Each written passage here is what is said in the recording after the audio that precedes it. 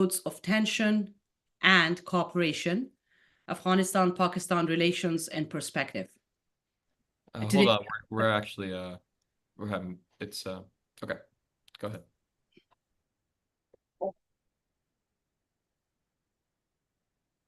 Today, we are fortunate to have an esteemed panel of experts who will examine the current and recent tension between Afghanistan and Pakistan, and also explore the underlying causes of this particular conflict, and also discuss the policy implications for both countries and the broader region.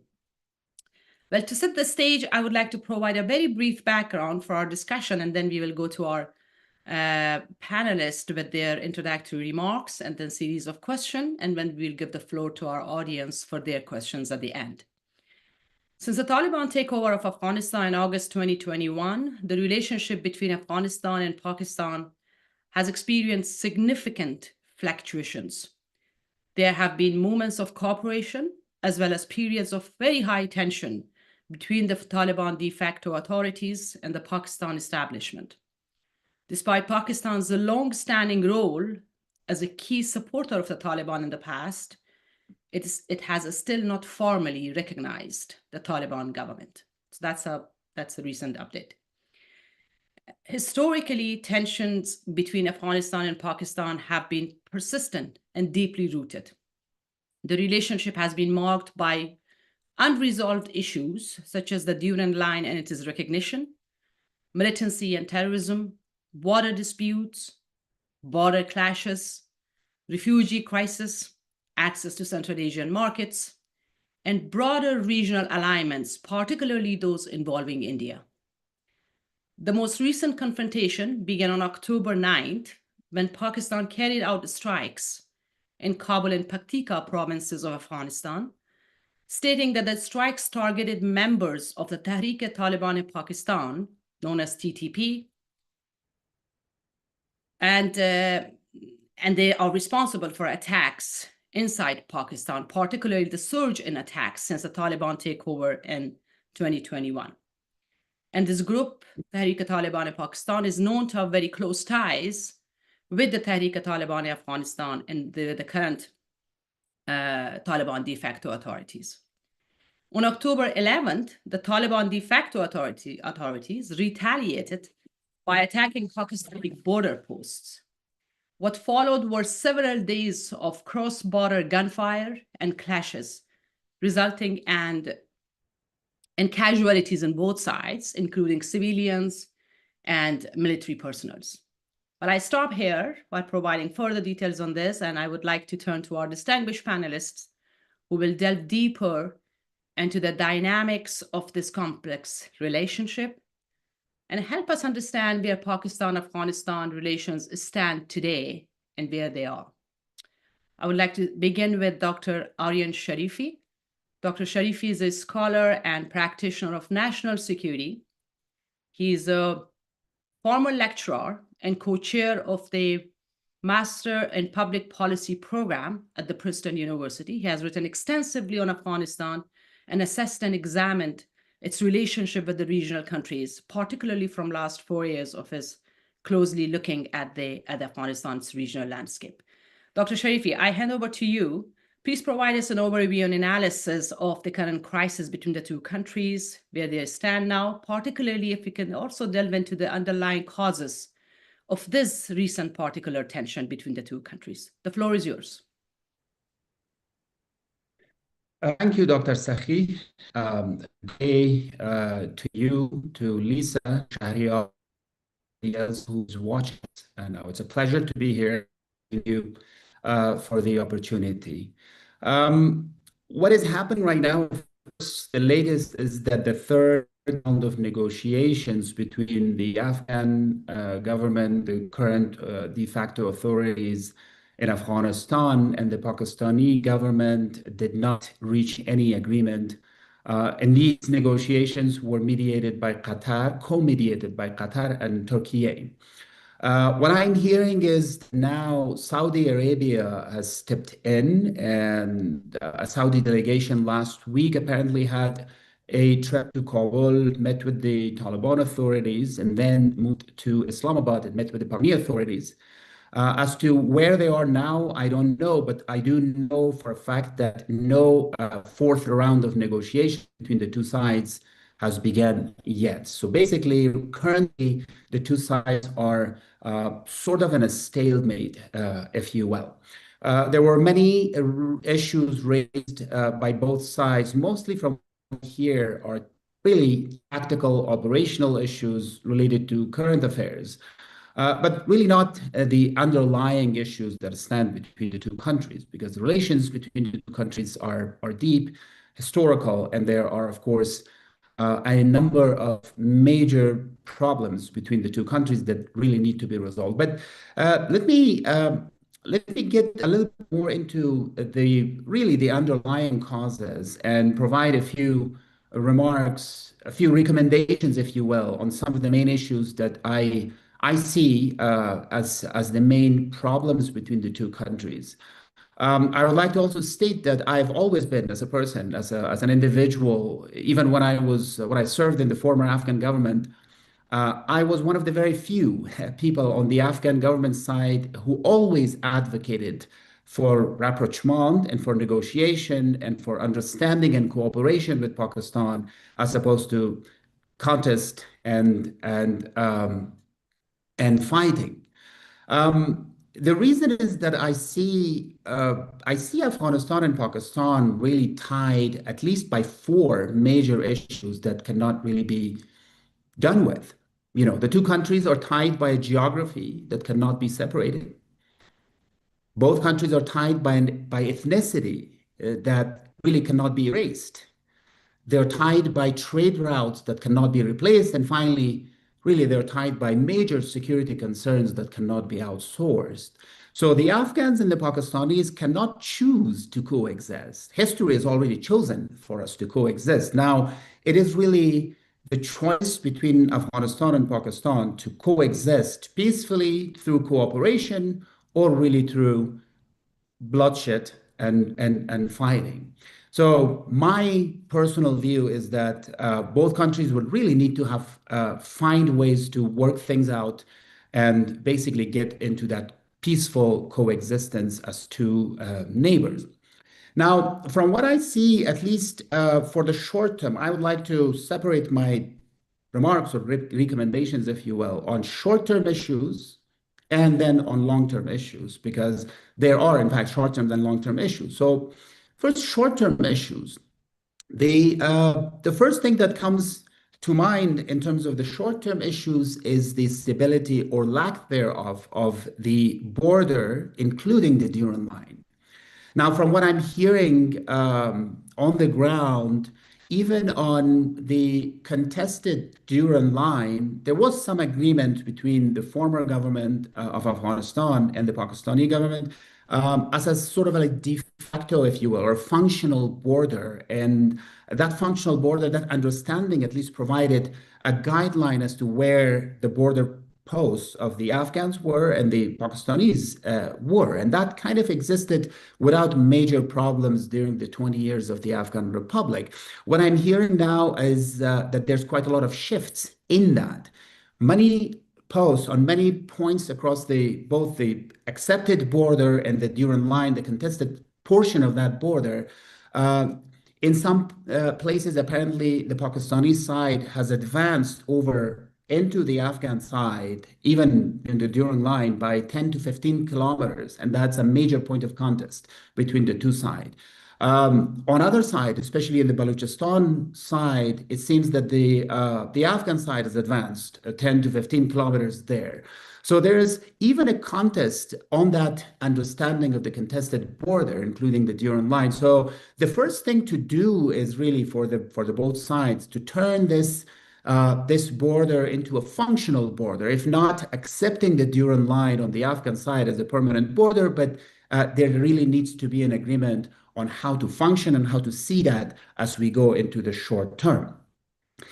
The second issue, of course, is this illusion of useful militants. Now, to be frank and to be honest, the Pakistani side for decades has utilized militants as a tactical weapon against Afghanistan. Of course, India as well, but we're talking about the Afghan-Pakistani issue. So at least for the past 5 decades, Pakistan has used militants against Afghanistan as a tactical weapon. And in doing so, they've always distinguished between useful militants, quote unquote, if you will, or unuseful militants, or good terrorists or bad terrorists. During the Republic, if you don't go even before that, during the 20 years of the Republic, there were always groups that were supported by the Pakistani government, including the Afghan Taliban that are in power right now.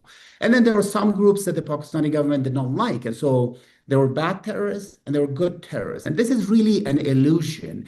Even if now, if the tables have turned, assuming that Taliban see the TTP as a useful militant group, that is also sort of a temporary thing. I mean, it is only an issue that in the long run, they will realize that the no militant group is really an asset. It's basically a delayed liability. So this issue of useful militancy really needs to be rethought by both sides, including the current TTP issue.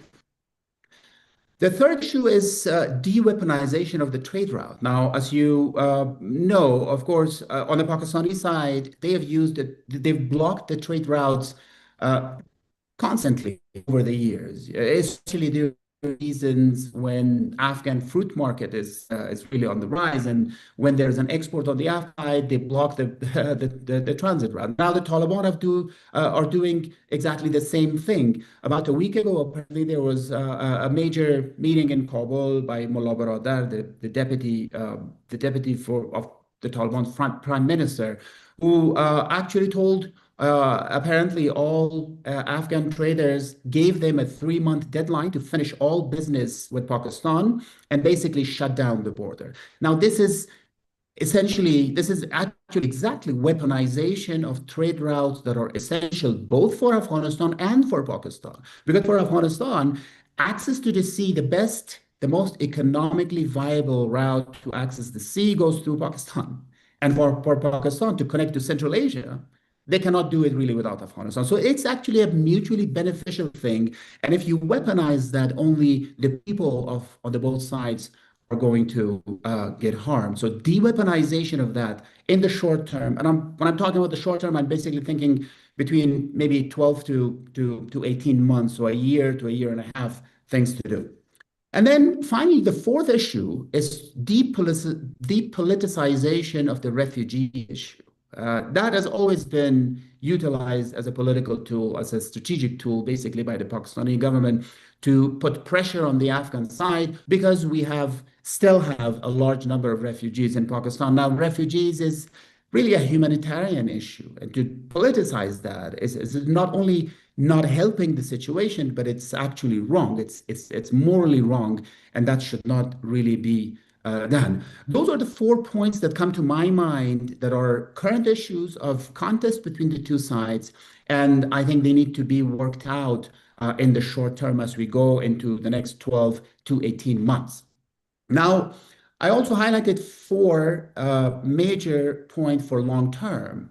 And long term, we can talk between 5 to 15 years. These are not issues that could be resolved in 1 or 2 years. These are major historical issues that that require time, but that time really need to start somewhere. And I think if the Pakistani and the Afghan sides are going into another round of negotiations, keeping the long term in mind could also be a useful thing. So now, what are those points in my mind?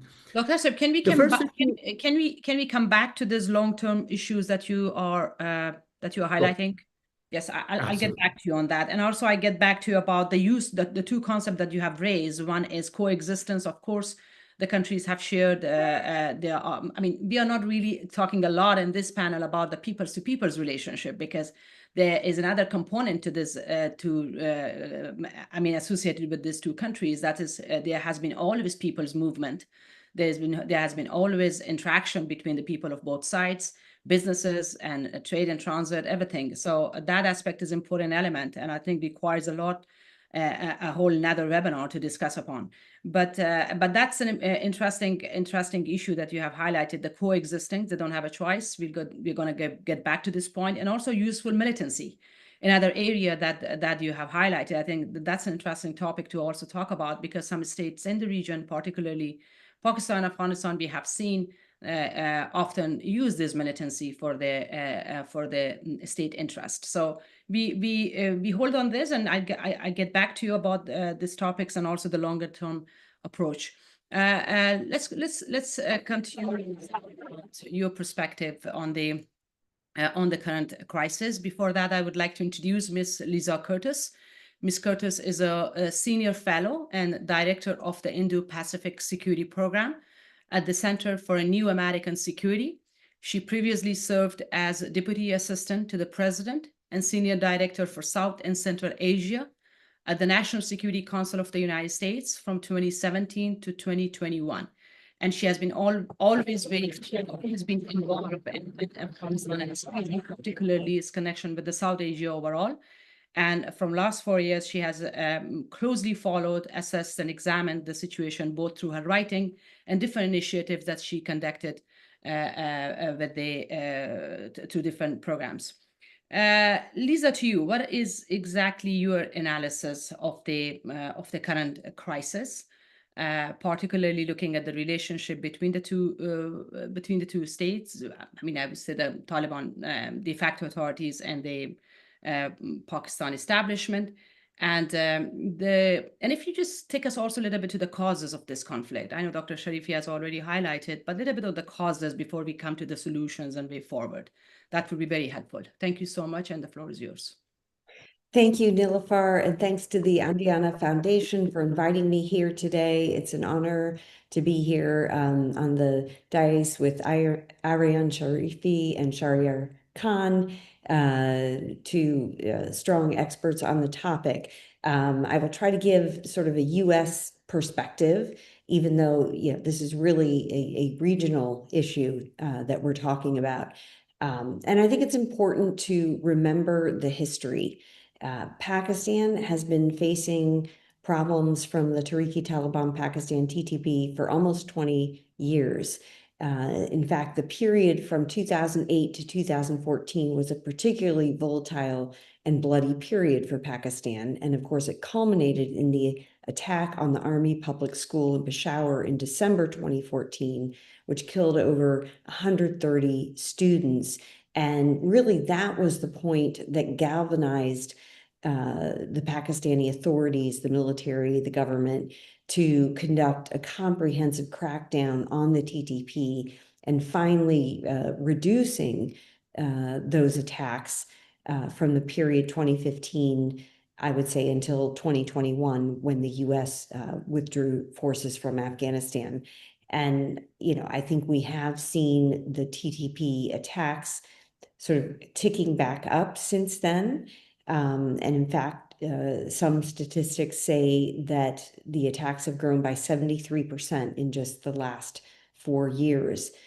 And, as you were pointing out, the tensions between Pakistan and the Taliban have escalated to the extent where Pakistan is now conducting airstrikes on suspected hideouts on Afghanistan territory. And in fact, on October 9th, you had major airstrikes, which killed at least 37 civilians in Afghanistan.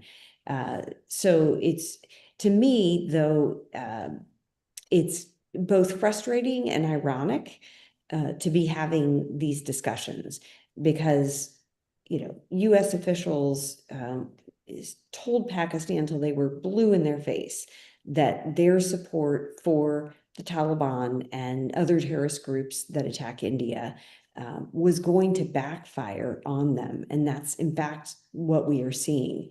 I think it's not surprising that we have these tensions now between the Afghan Taliban and Pakistan.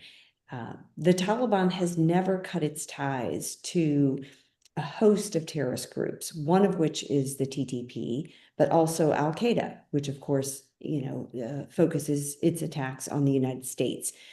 So, this is more about the Taliban's ideology and the problem of support for Islamist terrorist groups that is really at stake here. And Pakistan's own policy of supporting terrorist groups and supporting the Taliban for all those years. So we really see this policy backfiring on Pakistan, and we see, these tensions flaring to a really high level. And of course, the US wants to see stability in the region. They don't want to see TTP destabilizing Pakistan, an important major country, a nuclear weapons armed country, with India, facing tensions with India. So, the US has to monitor what's happening here. But I did want to point out, how frustrating it is that there were many people telling Pakistan that this is in fact what would happen when US forces withdrew. And so I guess the question is, do Pakistani leaders actually recognize the folly of supporting the Taliban all those years? And I can't answer that question. Maybe one of the other speakers can. But, we have this strange situation now where India is cozying up to the Taliban, which I also think is short-sighted and will backfire on India. We saw the Taliban foreign minister going to New Delhi last month. We see a trade delegation from the Taliban in India this week. They're talking about increasing shipping through India in order to bypass Pakistan. And so this is, all very surprising, very confusing.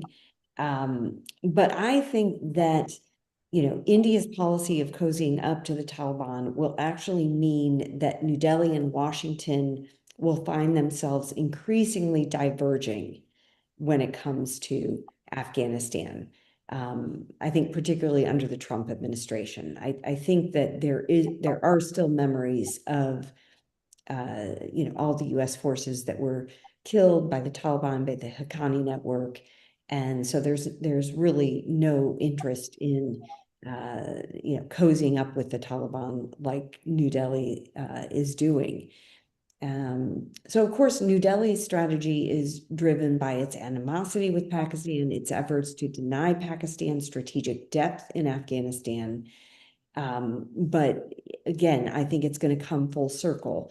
And really, the only way out of the vicious cycle of, supporting terrorist groups or, playing footsie with terrorist groups is to focus on quelling the Islamist radicalism that fuels the Taliban's rise.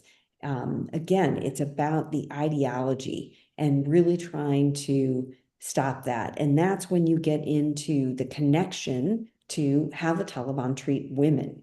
You can't escape the fact that Afghanistan is the only country in the world that's denying education to its women.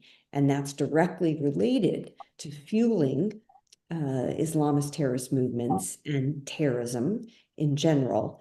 And so I think, I know you want to talk about policy in the next round, but I will just say that we really have to step back and focus on what is driving this violence that is destabilizing to the entire region, and how do you overcome that? How do you have a longer term focused policy rather than, just talking about, we're going to fight this terrorist group today while supporting this other terrorist group. There really has to be a way to get out of the cycle, but it takes learning. And that's why I asked the question, do Pakistani leaders actually understand that their own policies of supporting the Taliban have led them directly to the situation that they find themselves in today? So I'll just leave it there. Thank you. Thank you so much, Lisa. A couple of points that you highlighted. I think we're going to come back to it at our policy session next. One is the Taliban ties with the transnational terror group. That is there, that's a reality, and they did not cut ties with all those militant groups in the region, and their connection with TTP is one of the very prominent example. And not only TTP, Al-Qaeda and relationship, that there are many reports that highlights that, and the Central Asian groups, their presence in Afghanistan, militant groups and their presence in Afghanistan. So there are many, many examples that we can put forward to further strengthen this argument. The other point you highlighted, which again, we'll come back to it, cozying with the Taliban will backfire. And the Russian recognition of the Taliban, now India getting close to them.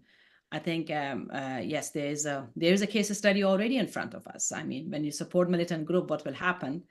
That's, I think, the case with the Pakistan and the Taliban, that that the countries in the region should learn from it.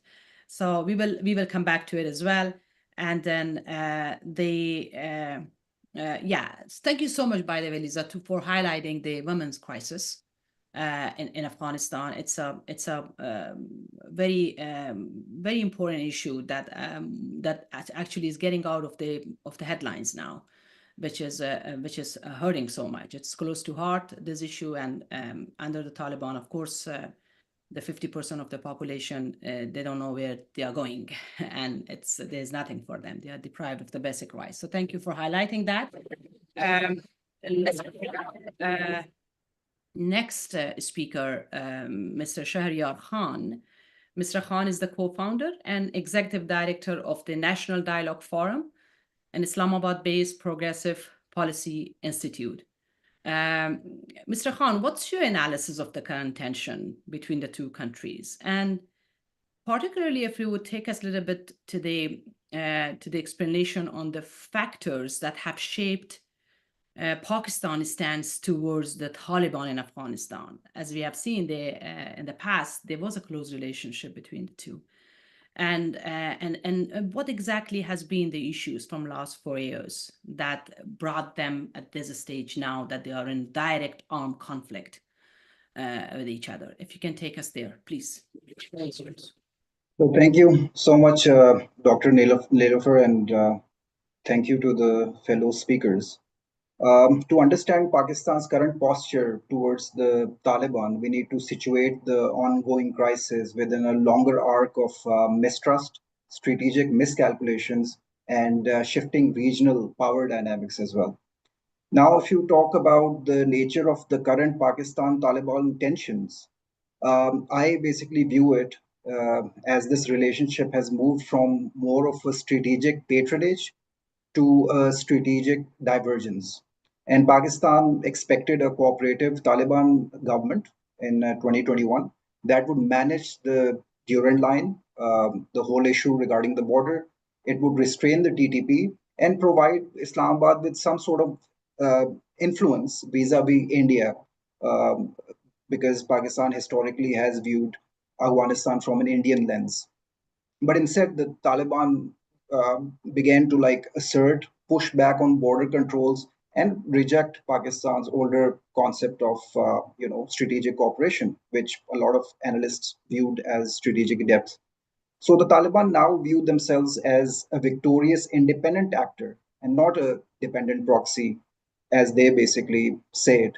And this shift in self-perception is a major source of friction. Again, when it comes to border management, which Pakistan views it as border management, the Taliban basically see it as a symbol of sovereignty. And the clashes that emerge on both sides of the border are around fencing, visa regimes, and trade disruptions.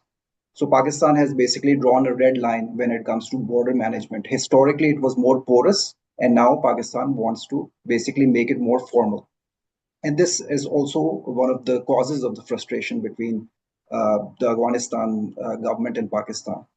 Then again, the most important, the TTP attacks. Pakistan's security establishment sees the TTP resurgence with safe havens in Afghanistan as a central driver of tensions. And there have been a lot of back channel diplomacy. There are various different, China has stepped in, very recently Qatar and Turkey. Then again, Russia has also tried their hand, but all of these back channel diplomatic channels have not really yielded any results as now. Then again, Taliban historically were dependent on Pakistan for Pakistan to connect the Taliban to the rest of the world. But now Taliban's confidence has grown and they are more autonomous, they're less reliant on Pakistan, and they're increasingly diversifying and developing their relations. Very recently, Russia recognized their government. They have good relations with Qatar and other countries in the region as well. And China is also, in discussion with them on like various different areas. Now, what are the factors that Pakistan that like have shaped Pakistan's stance towards the Taliban? One is again the growing security pressure that Pakistan is feeling, rising terrorism, especially targeted assassinations, suicide bombings, attacks on security forces. This has pushed Pakistan towards a more assertive posture, which can be viewed by Pakistan's policy when it comes to a lot of like border closures, disruption in trade, a very strict visa regime and controls in movement of personnel on both sides of the border. Then deportation of Afghan refugees, which Pakistan now views from a security lens rather than a humanitarian lens, and more frequent kinetic responses along the border as well as inside Afghanistan. So this is, as these attacks rise, Islamabad faces a lot of internal pressure to adopt a firmer line against cross-border militancy. Other than that, as we all know, Pakistan is also just coming out of an economic crisis. The economic vulnerability is still there. Pakistan wants a stable Western border, but lacks the economic leverage that a lot of other countries have in the region to influence the Taliban's decisions. Then, when it comes to dealing with the militant and the terrorist situation, there is also a bit of a civil military disconnect that we are observing. So this disconnect is between the government of KP, which is more in the favor of talking to the Taliban, more in favor of dialogue-based approach, and the federal government, led by from Islamabad side, is more assertive and they want a more kinetic approach. So this discrepancy is also there. When it comes to TTP and how the Pakistani government or the people of Pakistan basically view it, one thing is very clear that no mainstream political party inside Pakistan supports TTP. But the political environment does shape how different actors respond to the threat of violence and terrorism that is like emerging on both sides. First, there's a disconnect between the PTI-led KP government and the federal government. As I've mentioned that, and one factor that cannot be eliminated or set aside is that the political bargaining that is like happening between the KP government, which is reluctant to fully align with the federal government strategy, can also be interpreted as a tool of leverage that they're using. And this non-cooperation creates a nuisance value, which the PTI government wants to probably seek concessions from the federal government in regards to their incarcerated leader. So on the face of it, it does seem as the PTI-led KP government is not in favor of a military response or a kinetic response.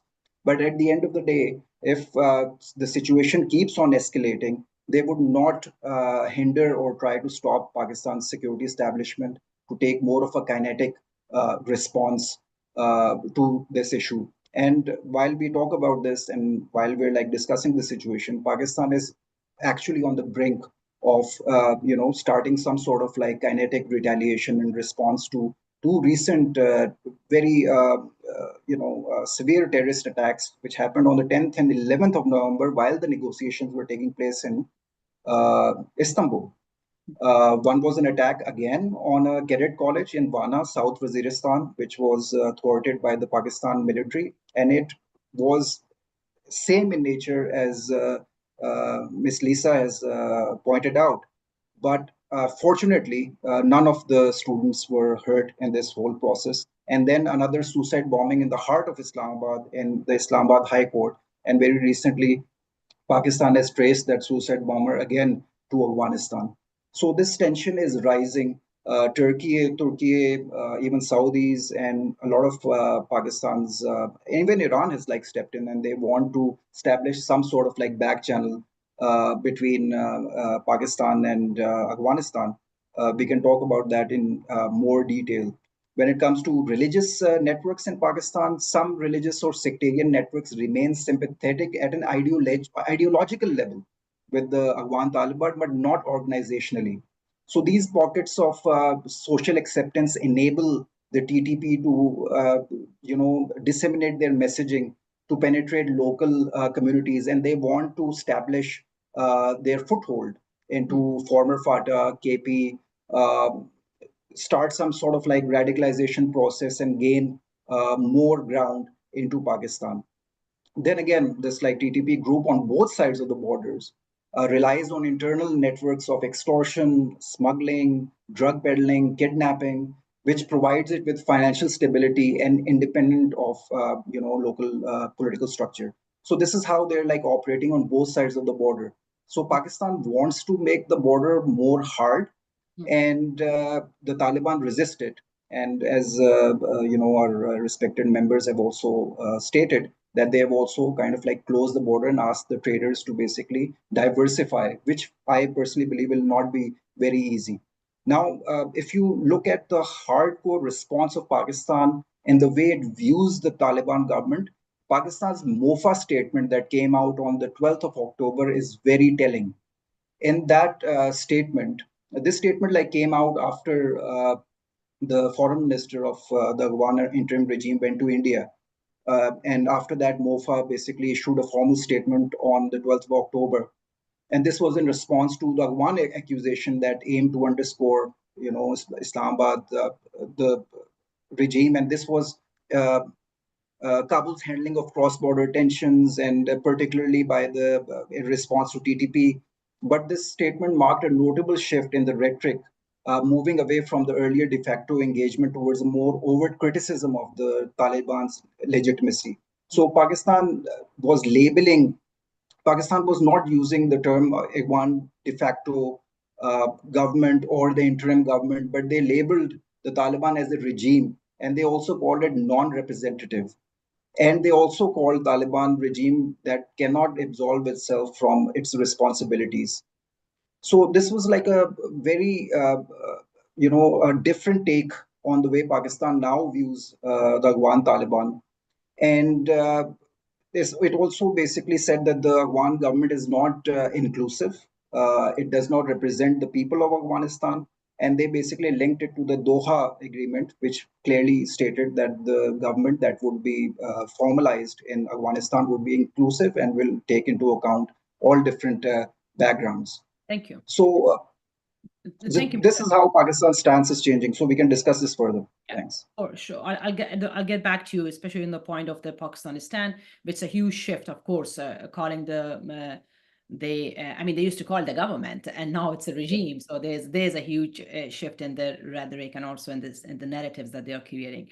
One quick follow-up, Mr. Khan, about the TTP you mentioned. In addition to the border provinces in Pakistan, where else TTP has its strongholds?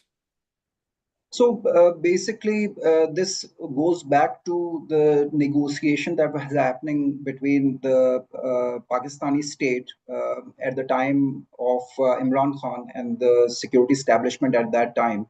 They were involved in some sort of like talks which was facilitated by the Afghan Taliban of that time. And during those talks, some elements of the TTP were allowed to basically cross the border and settle in the surrounding areas. So they have entrenched themselves over there. But again, because of the whole porous nature of the border, which is very difficult to basically even fence. So whenever an IBO or a military operation of any sort happens, so they basically run back to the other side of the border. So it's like more of a guerrilla warfare. So they do come into various different geographical areas of former FATA, some areas of northern Balochistan, the KP belt, which we call them. But again, they're like very, they keep on like moving from one place to another. Thank So you. they're not really entrenched as per se, but they do keep coming to various different areas. They have their cells in various different districts of, I would say, northern KP, then border areas between Khyber, Kurram, I would also say North Waziristan, those areas. Thank you. Thank you.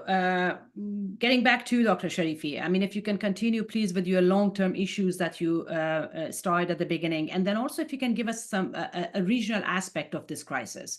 What exactly countries like India, Russia, China, and Iran would respond or might react to this particular recent conflict if it escalates, if it prolongs, how this country's reaction would be, and especially in terms of alignment and realignment and where they will stand. If you can highlight us on that as well. Thank you. Okay, let me start with the last point that you mentioned. At least for now, it doesn't seem that many other countries in the region are getting themselves involved in the situation. Like the Russians have really not done much. The Iranians are kind of watching. Central Asian states are watching. They're not getting involved. The only country that is more active, of course, is India, as Lisa mentioned. India seems to be closing up to the Taliban, and that is also adding to the frustration on Islamabad's side.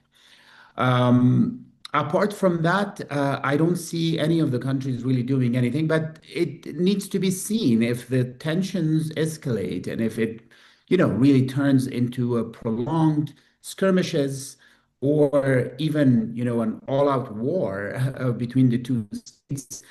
Of course, would inevitably draw in other countries in the region because it has direct impact on them, not only in terms of security, but also it has quite a lot of economic implications.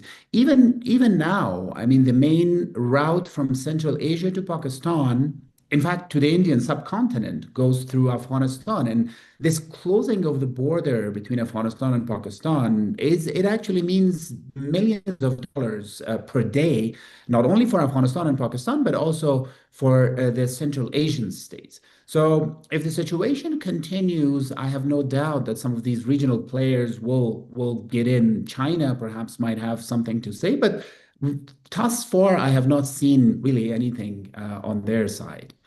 Now, getting back to the longer term issues, really, I mean, I see the problems in two main things, really. I mean, you can boil them down into two things. And this not only comes from my current analysis, but also from my previous service in the government, in which we, for several years, we directly worked with the Pakistani side, the security establishment, on both more tactical but also strategic issues. Especially the years 2017 to 2019, we had that strategic dialogue between Afghanistan and Pakistan. Unfortunately, it did not really get anywhere. But so the underlying, the main causes, the longer term issues, you can boil them down into, in my view, two main things. The first thing is this issue, this illusion, I would say, of strategic depth on the side of the Pakistan, especially military establishment. It seems that they have historically seen Afghanistan as a backyard. They've seen it as, their strategic depth. And in doing so, what they've tried to do is to first see if there is a regime in Kabul that would be 100% subservient to Islamabad. That would then give them that assurance of strategic depth. And if that would not be the case, then to keep Afghanistan unstable, to at least prevent a government that could, push back on this idea of strategic depth. And this has not really worked out for Pakistan. It's only, we know, I mean, the main asset they had over the past several decades was the Taliban, and now see what is happening between them. So this issue of strategic depth, not only is it outdated, an outdated 18th century, 18th century concept, but it has actually not really worked out for Pakistan in Afghanistan. So I think it is really time that the Pakistani generals really think again about this issue and start replacing that by economic interdependence, because it would be only through economic interdependence, through fostering economic interdependence, that they could, get some kind of assurance of, a new type of strategic depth that they could, if economic interdependence is so high between the two countries, then at least they would be assured of not getting stabbed from Afghanistan side in case there is something going on with India. So this idea, this mindset of strategic depth is one thing that I think the Pakistani side really need to work on. The second main issue then really comes to first to Afghanistan side, and then of course to Pakistan side as well, and that's the problem of Durand Line.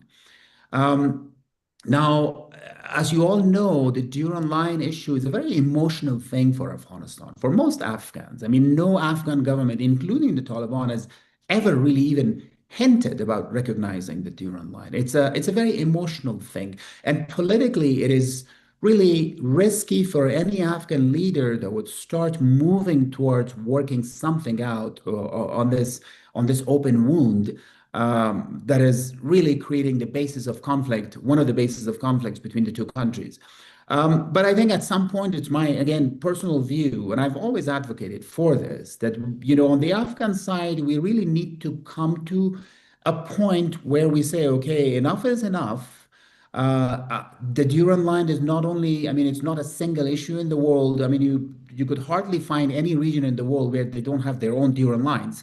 and many regions that have actually reached some kind of stability have worked it out. Europe is full of it. I mean, other parts of Asia, Africa, a lot of places. So on the Afghan side, at some point, there has to be a tough enough leader, a wise enough leader, and that would actually start a dialogue first among Afghans themselves, that we need to come to terms with this issue of Durand Line. I'm not suggesting that the Afghan leaders should go and all out tomorrow recognize it. There has to be some sort of a deal with Pakistan where Afghanistan will also gain something from finishing off closing this open wound. Historically, a number of proposals were, discussed. I think even under the Prime Minister Daoud Khan, you go back to 1960s, 70s, there was a proposal about potentially somehow granting access to open seas for Afghanistan. In turn, Afghanistan would officially recognize the Durand Line and basically get rid of this problem. So, I think these two issues, to wrap it up, again, the mindset of strategic depth by Pakistan to really, it is not working, recognize it not work, it's not going to work, and replace that by economic interdependence and move towards that. And then the second issue is the Durand Line, that at some point we need to start both sides thinking about having a permanence to this issue. Thank you. Thank you, Dr. Shaifi. You already discussed your last points that I was coming to about the solutions, and you discussed about the solutions. So thank you. It's economic interdependence. My assumption is that everybody knows the problem, so I was getting into that's the wonderful. solutions. That's of course wonderful. Economic interdependence, and then you also laid out the underlying cause that could prevent this economic interdependence, and that is the Durand Line, which is a political issue and has to address first, which I also think that for any kind of economic integration or economic development, there should be a mechanism to address the political crisis first.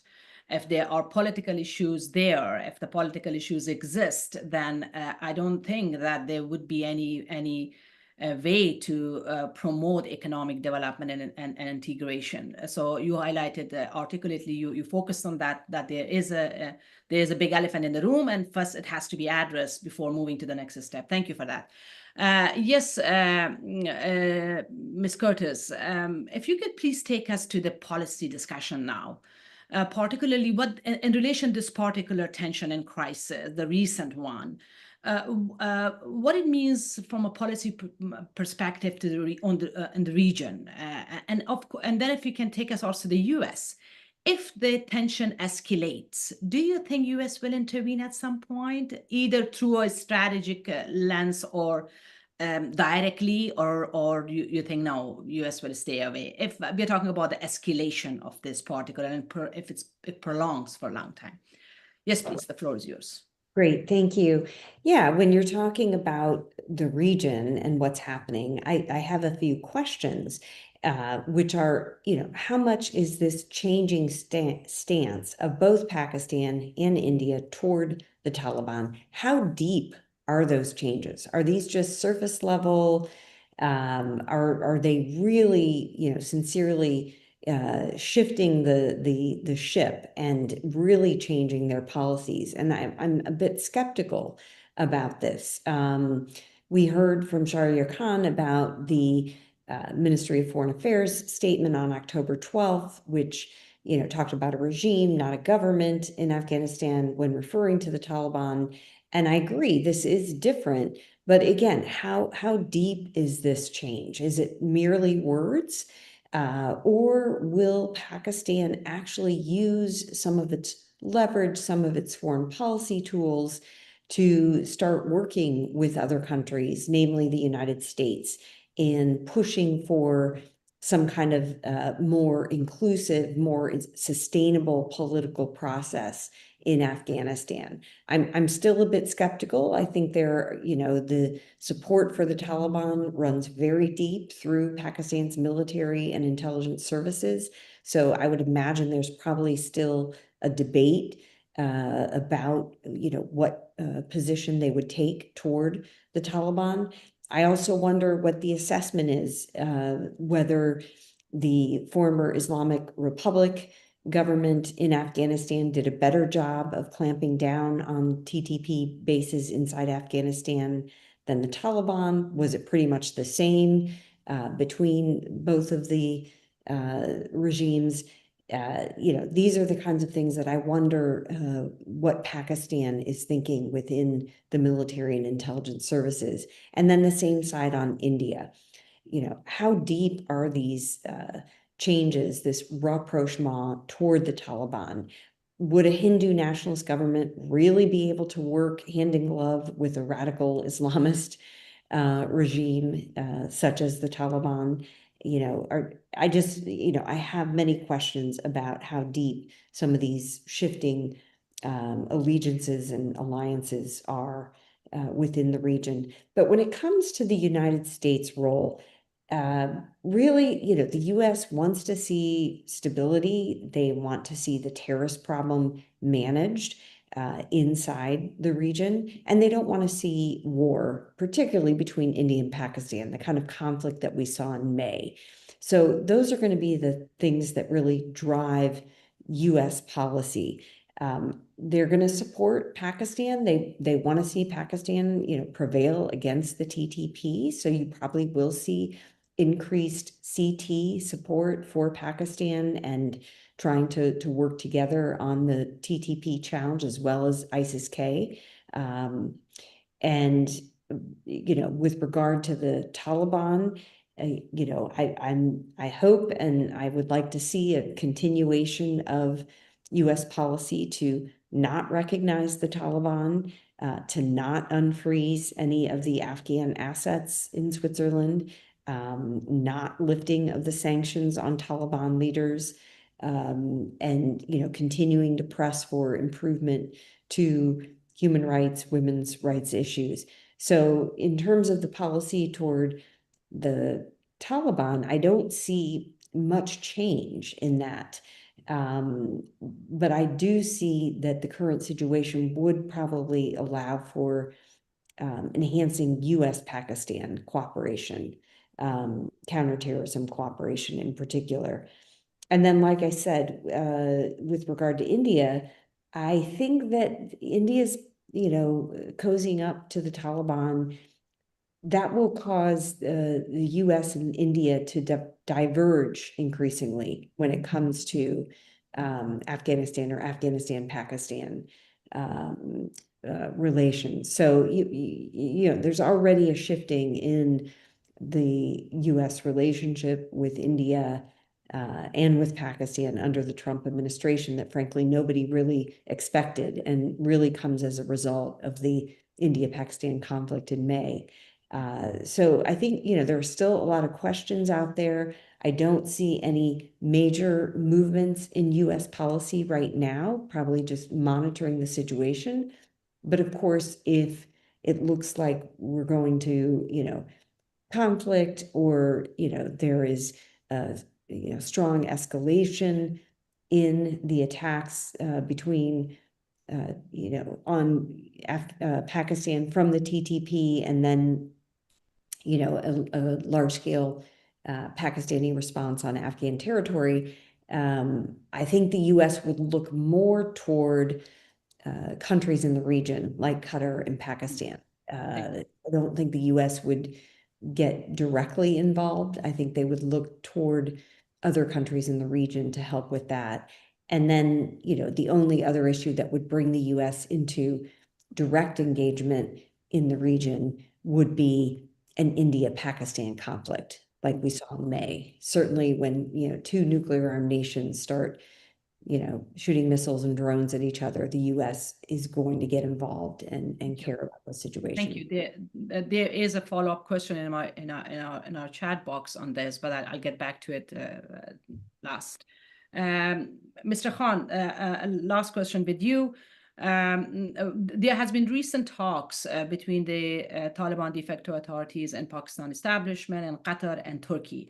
Could you please talk a little bit about the interest of these two countries and the overall conflict? And what do you think would be the next step from them if the conflict escalates? So why are Qatar and Turkey so involved with this, and how they're basically establishing themselves as mediators? Well, one, Qatar has a historical relationship with the Taliban and has been an important diplomatic partner to the Taliban since 2013. And at the request of the US, Qatar allowed the Taliban to open an office, political office in Doha. And that was the only place in the world where the Taliban had a de facto embassy at that time. Let's also not forget, for the first time, when the US talked to the Taliban leadership, that was in Murree in Pakistan, which is a hill station very close to Islamabad. This was in 2015. That was the first contact that was made for these discussions. And then these discussions moved to Qatar. And this led to the Doha Peace Accord. And the Doha hosted almost all rounds of US Taliban negotiations that eventually produced the agreement. Now, August 2021 onwards, Qatar became Taliban's primary gateway to the world. It hosted almost all the high-level Taliban foreign visits. It operated the airport in partnership with Turkey. They also helped channel a lot of aid, humanitarian aid, cash shipments into Afghanistan. And obviously, Taliban's political leadership, Sirajuddin Haqqani, Mullah Brother, they spend more time in Doha, and also being an ironic situation. A lot of their daughters study in Doha as well, while their own population, their own women, their own female children are not allowed to go to schools. And their children are studying very well and very comfortably in Doha. So because of this decade-long hosting arrangement, Taliban trusts Qatar far more than any other mediator in the region, including Pakistan. And the way they view Pakistan is that they blame Pakistan for the 20 years of cooperation against them in partnership with the US. Again, with the Turkey basically sees itself or is reimagining itself as a leader. Pakistan, Turkey, Azerbaijan have developed this tri-nation strategic cooperation that is blossoming. Turkey basically sees Pakistan as a security partner. Pakistan sees Turkey as alternative and provider of a lot of technology when it comes to military support. So I would even go on to say that if Pakistan views the US as a security partner in terms of counterterrorism when it needs support regarding the TTP. The second country that Pakistan sees as a partner would be Turkey. So this is how deep the Turkey-Pakistan partnership goes. When it comes to Qatar's role in mediation, something important that I want to point out is that in Pakistan's security dynamic or in the political framing of Pakistan, Pakistan has viewed Qatar as more tilted towards the stance of the Afghan Taliban. So Pakistan has basically felt that Qatar hasn't been very neutral. So this basically came out with the joint statement that came out from Qatar, in which it read something like both sides agreed to an immediate ceasefire along the border between Afghanistan and Pakistan. And then after the statement came out, there was like a lot of like upheaval from the Afghanistan side, and they accused Qatar of recognizing the colonial Durand line and betraying Afghanistan. So Qatar, like on 19th of October or early 20th October, very silently edited the statement on its official website and social media posts, and they removed the word border and replaced with along the Durand line. So this obviously pushed a lot of buttons in Pakistan, and Pakistan wasn't really very happy. And after this, the whole negotiation process moved to Istanbul. Now, like when it comes to like the whole process in Istanbul and what Pakistan was asking for, what the Taliban were asking for in return, so that's like something that's like more along the lines of the border, or how the TTP camps would be treated, cross-border movements, joint monitoring mechanisms. So this is something that was discussed, and obviously that did not heed any results. 3 rounds have happened up till now. Thank you, Mr. Khan. We are at the end or already 2 minutes from our timing. There are a couple of questions in the box, and I just ask one of them, and then we move to the end of our webinar. There's a question of, I think, Lisa, you already mentioned that there's a question about the South Asia strategy in the US. There was a strategy at some point, and there's a question that if there is a strategy, as Afghanistan is part of it or no, where Afghanistan stand. That's one thing about that. And the other question is, I think it should be for all. How do you see this conflict going forward?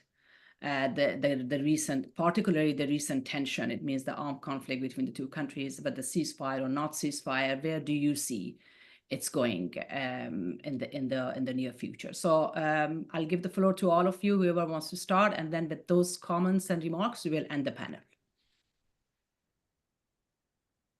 Yes, Lisa, do you want to start? Sure.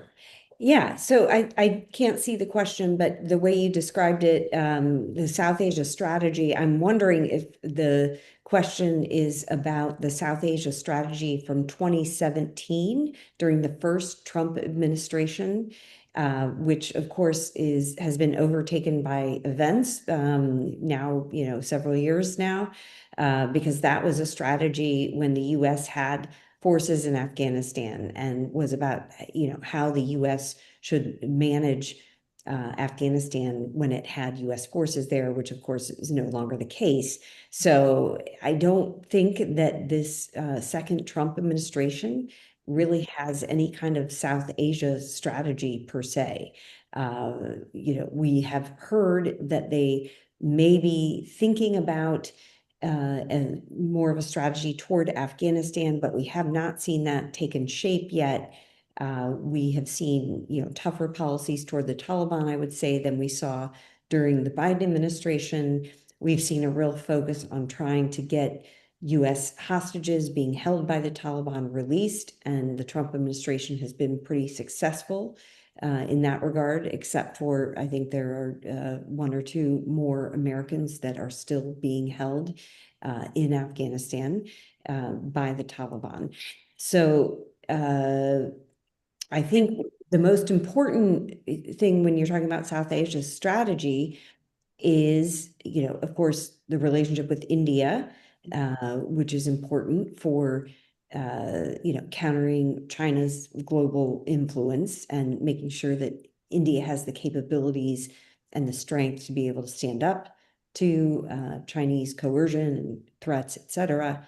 But also the U.S. relationship with Pakistan is important, seeing stability and making sure that Pakistan can fend off those terrorism threats to the country. And then, of course, ensuring that India and Pakistan, keep their tensions in check.